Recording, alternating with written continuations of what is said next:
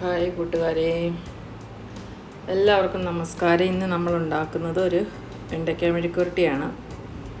അപ്പോൾ നമ്മൾ വെണ്ടയ്ക്ക മെഴുക്കുവരട്ടി ഉണ്ടാക്കാൻ വേണ്ടിയിട്ട് വെണ്ടയ്ക്ക കീറി ചെറുതായിട്ട് അരിഞ്ഞെടുത്തത്, ഉള്ളി ചെറുതായി അരിഞ്ഞത്, അല്പം കറിവേപ്പില, ഉപ്പ്, മഞ്ഞൾപ്പൊടി, ഇതാണ് നമുക്ക് വേണ്ടത്.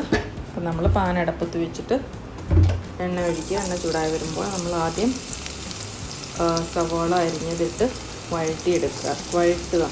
അത് ഒരുപാടങ്ങ് വഴണ്ട് പോകേണ്ട ആവശ്യമില്ല. ഒന്ന് വഴറ്റിയെടുക്കുക. വഴറ്റിയതിന് ശേഷം ബാക്കിയുള്ള ഇൻഗ്രീഡിയൻസ് ഇട്ട് കൊടുക്കാവുന്നതാണ്.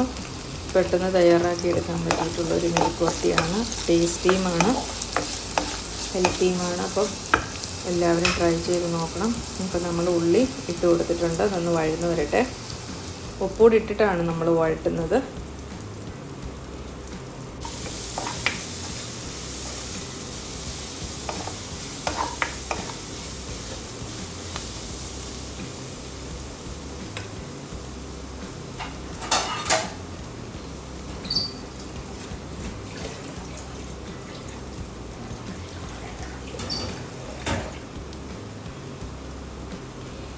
ഇപ്പോൾ നമ്മുടെ ഉള്ളി ഒരുവിധം വഴണ്ട് വന്നിട്ടുണ്ട്. അപ്പോൾ അതിലേക്ക് നമുക്ക് കറിവേപ്പില ആഡ് ചെയ്ത് കൊടുക്കാം. കറിവേപ്പിലയും പിന്നെ നമ്മൾ അരിഞ്ഞു വെച്ചിരിക്കുന്ന വെണ്ടയ്ക്കയും കൂടെ ആഡ് ചെയ്ത് കൊടുക്കാം.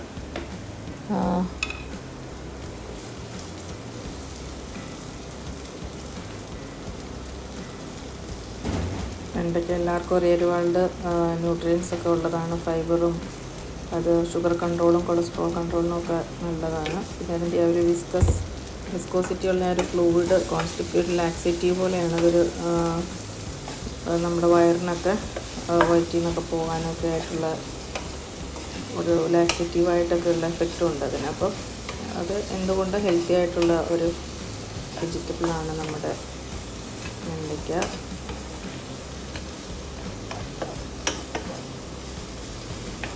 നമ്മളിതൊന്ന് വെണ്ടയ്ക്കയും കൂടെ ഇട്ടിട്ട് ഉപ്പും കൂടെ മാത്രം ചേർത്തിട്ട് ഒന്ന് അടച്ച് വെച്ച് വെറും ചെറു തീയിലാണ് വേവിക്കേണ്ടത്. ഇത് വെറും സിമ്മിൽ വെച്ചിട്ട് വേണം വേവിച്ചെടുക്കാനായിട്ട്. ഇച്ചിരി സമയം അതുകൊണ്ട് വെന്ത് വരാൻ എടുക്കും. പക്ഷേ അല്ലെങ്കിൽ നമ്മൾ തീ കൂട്ടി വെക്കുകയാണെങ്കിൽ പെട്ടെന്ന് തന്നെ അടുക്കി പിടിച്ച് കേടായി പോകും. അപ്പോൾ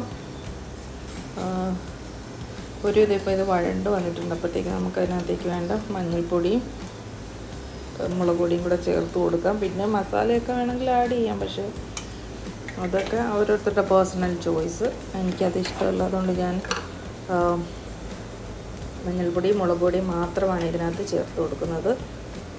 പിന്നെ അടിയിൽ പിടിക്കുന്ന എണ്ണ കുറവാണെന്ന് തോന്നിയിട്ട് തുള്ളി എണ്ണയും കൂടെ ഒഴിച്ചു കൊടുക്കാം.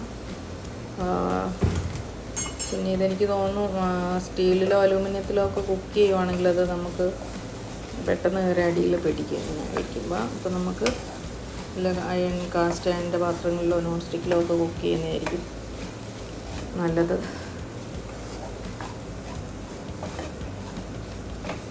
ഒരുവിധം റെഡി ആയിട്ടുണ്ട് നമ്മുടെ വെണ്ടയ്ക്ക.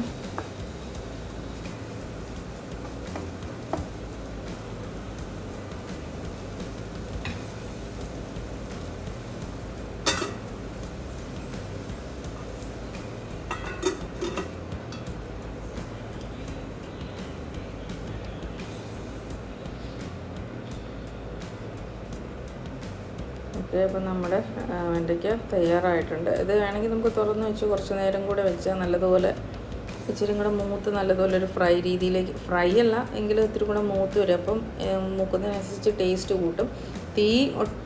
തീരെ കുറച്ച് വയ്ക്കാം, അല്ലെങ്കിൽ അത് കരിഞ്ഞു പോകാതെ കറക്റ്റ് പാകത്തിന് എടുക്കണമെങ്കിൽ ചെറു തീയിൽ വേണം ഇത് കുക്ക് ചെയ്തെടുക്കാൻ വേണ്ടിയിട്ട്. അപ്പോൾ എല്ലാവരും ട്രൈ ചെയ്ത് നോക്കണം. Keep supporting me. Thank you for watching. By.